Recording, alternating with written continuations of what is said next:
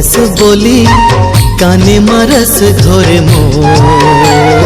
चाल मतवारी आँखी कजरारी जिवला ले डारे संग मोर। चाल मतवारी आँखी कजरारी जिवला ले डारे संग मोर।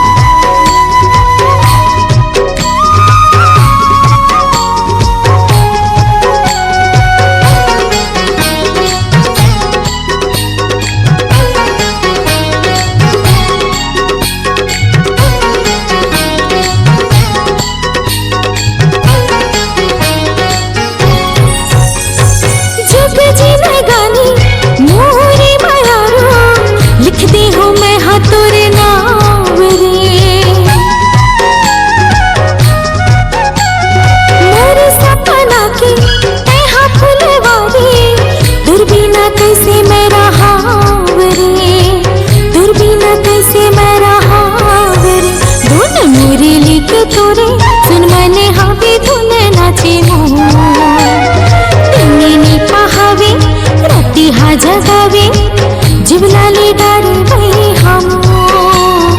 दिन ने पहावे राती हा जगावे जिवला ले डारे वही हम।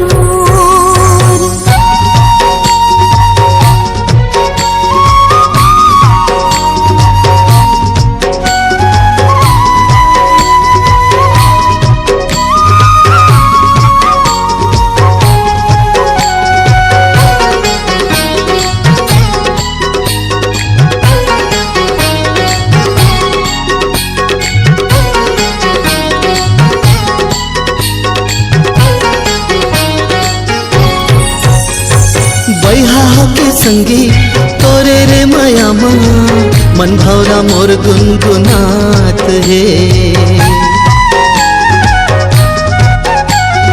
रूप तोर दिखे ऐसे जैसे गोरी कौली कली मुस्कुरात है।